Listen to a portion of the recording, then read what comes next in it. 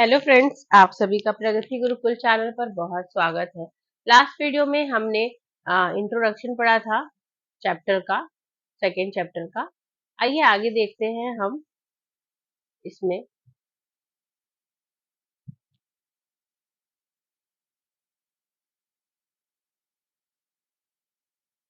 प्रारंभिक राज्य के बारे में पढ़ते हैं और वहाँ के शासकों के बारे में। तो 2.1 में 16 महाजनपद के बारे में आज चर्चा करते हैं। आरंभिक भारतीय इतिहास में छठी शताब्दी ईसा पूर्व को एक महत्वपूर्ण परिवर्तन काल माना जाता था। इस काल को प्राय आरंभिक राज्यों, नगरों, लोहे के बढ़ते प्रयोग और सिक्कों के विकास के साथ जोड़ा जाता था। इस काल में बौद्ध और जैन सहित विभिन्न दार्शनिक विचारधाराओं का विकास हुआ। बौद्ध और जैन धर्म अध्याय 4 के आरंभिक ग्रंथों में महाजनपद नाम से 16 राज्यों का उल्लेख। बौद्ध और जैन धर्म को हम अध्याय 4 में पढ़ेंगे और इसमें 16 राज्यों का उल्लेख होता है।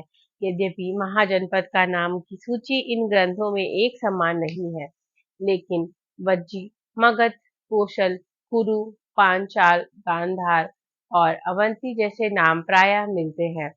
इससे यह स्पष्ट है कि उक्त महाजनपद सबसे महत्वपूर्ण महाजनपदों में गिने जाते होंगे। अधिकांश महाजनपद पर राजा का शासन होता था, लेकिन गढ़ और संघ के नाम से प्रसिद्ध राज्यों में कई लोगों का समूह शासन करता था। इस समूह का प्रत्येक व्यक्ति राजा कहलाता था। भगवान महावीर और भगवान बुद्ध इन्हीं गणों से संबंधित है।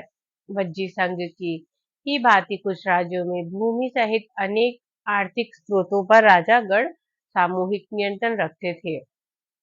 यद्यपि स्रोतों के अभाव में इन राज्यों के इतिहास पूरी तरह लिखे जा सकते हैं, लेकिन ऐसे कई राज्य लगभग 1000 साल तक बने रहे थे। आपको यहाँ बता दें कि प्राचीनतम जो अभिलेख थे उसमें प्राकृतिक भाषाओं में लिखे गए थे।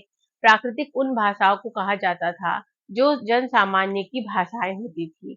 इस अध्याय में अजातशत्रु और अशोक जैसे शासकों के नाम प्राकृतिक भाषा में लिखे गए हैं, क्योंकि यह नाम प्राकृतिक अभिलेखों से प्राप्त हुए हैं। आपको यहाँ तमिल, पाली और संस्कृत जैसे भाषाओं के शब्द भी मिलेंगे। तो प्राकृतिक भाषाओं में कौन कौन सी भाषाएं सम्मिलित थी उस समय? तमिल, पाली और संस्कृत।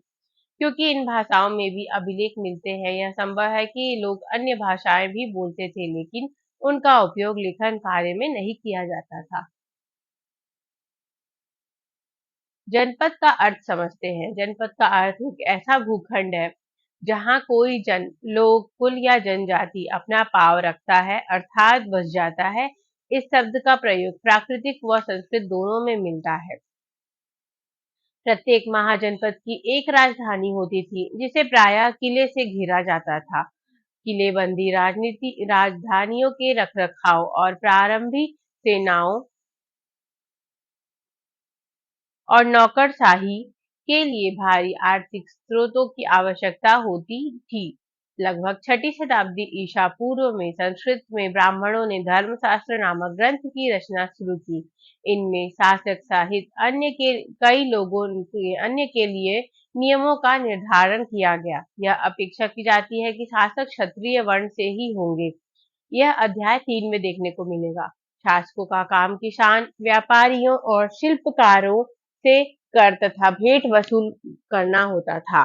क्या वनवासी और चराहों से भी कर के रूप में कुछ लिया जाता था?